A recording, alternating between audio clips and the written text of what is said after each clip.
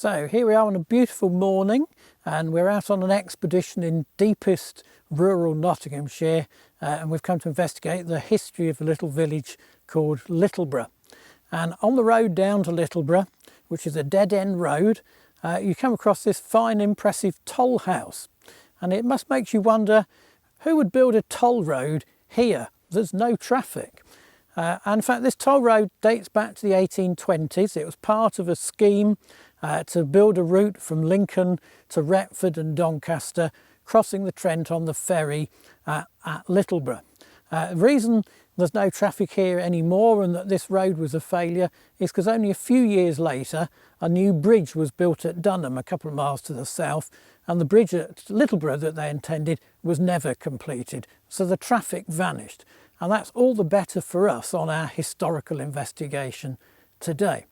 But actually, the people who built the toll road weren't so stupid, because they were following in an amazing history of a transport route past this very place.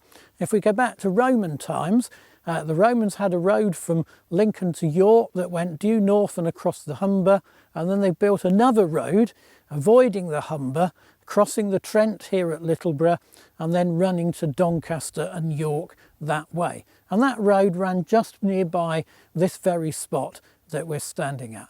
One of the most historic roads in England, a road that King Harold used when he was coming back from the Battle of Stamford Bridge on his way to Hastings. His army came past here.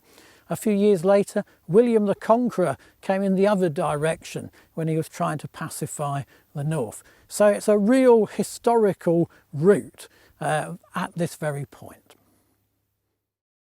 So we're now just on the edge of the little village of Littleborough, one of the most important Roman sites in Nottinghamshire. And obviously the Romans came here and settled because it was where they crossed the River Trent. We're standing on a point which in history has been known as the White Bridge, although it's not very white in its present incarnation. And this bridge crosses over what's called the Mother Drain, which was part of the 1770s scheme to turn this from an area of wetland into an area of prosperous farmland. And the Mother Drain connects all the different sources of water and eventually goes into the River Trent. Would have had a windmill. But it's also a reminder of how much this landscape of the Trent Valley has changed, because the original White Bridge didn't cross a little drain like this one at all, but it crossed an arm of the Trent called the Seamere, and that virtually made Littleborough an island. And one of the things we have to remember with the Trent is that over the centuries it's changed its course many, many times. So this is an example of that. So now we're going to head on up the road into Littleborough.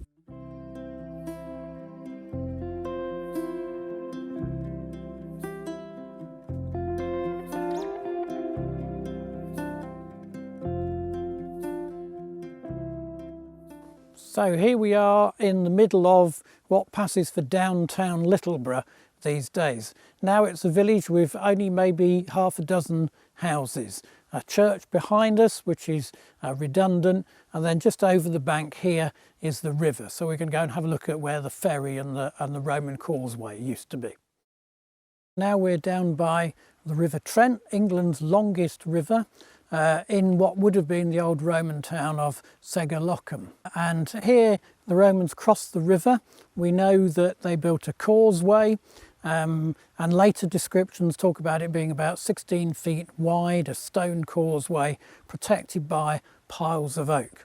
But nowadays you'd find it really difficult to cross the Trent by causeway because it was all removed mostly in 1820 by the Trent Navigation, who wanted to improve the river for navigation. And since then there have been arguments about, is there anything left? Some will say, no, there's nothing left at all, but other people have told me that their boat got stuck on some of the remains. So there's a project for someone who wants to go and find it. But this place is of great interest, not just because of the Romans, but because it features in some of the earliest written history that we've got of the English people. This is the place that in the year 627, Paulinus, who was a missionary from Rome, came with King Edwin, the king of the Northumbrians, to baptise the people of the tribe of Lindsey, and Lindsey was a client kingdom of King Edwin's.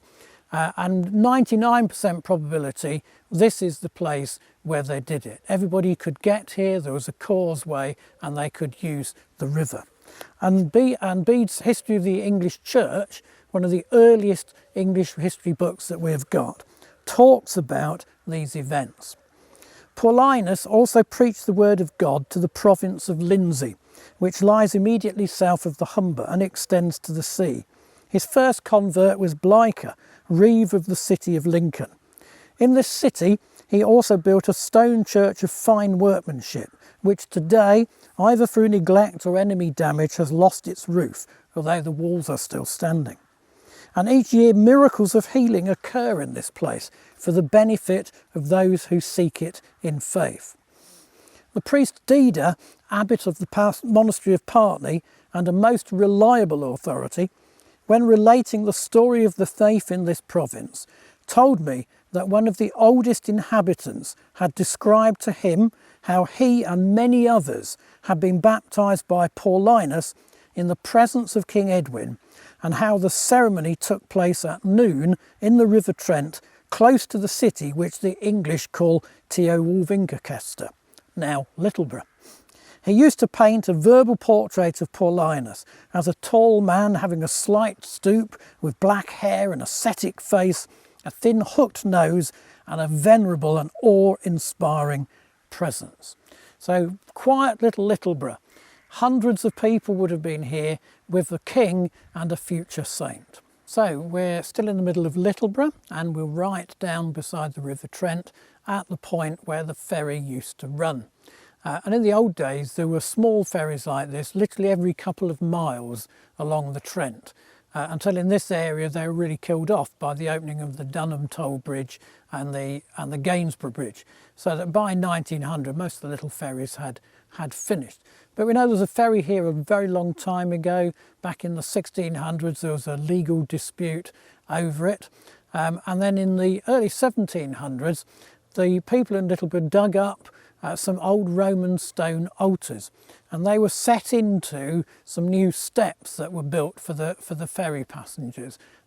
Now, of course, those aren't here anymore. One of those stone altars is at Osberton House, but we might see some of the old steps around the village, perhaps.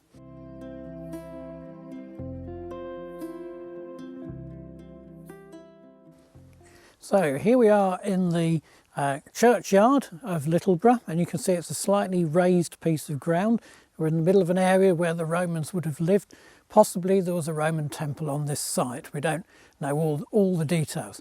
What we do know is that the whole area was riddled with Roman finds. In fact, Roman coins were so common here that they used to get dug up by the pigs, and they used to call them swine pennies. There's an interesting story about this churchyard, which you can choose whether you want to believe or not, that in 1860 the sexton was digging a grave and uncovered a stone coffin with its lid on of a Roman lady. When he prized the lid open, there she was, almost completely perfectly preserved in a cloak with apparently a Roman brooch.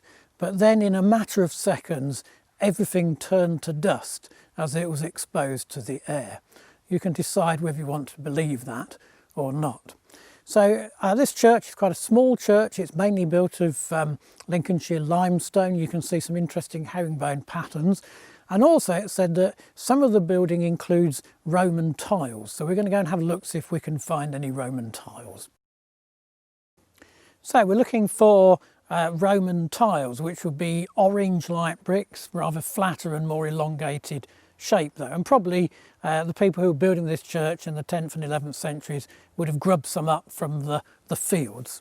So we can see a couple of them down here, and there's another one there, and in fact there's a vertical one just here. So plenty of evidence of Roman tiles in the church wall.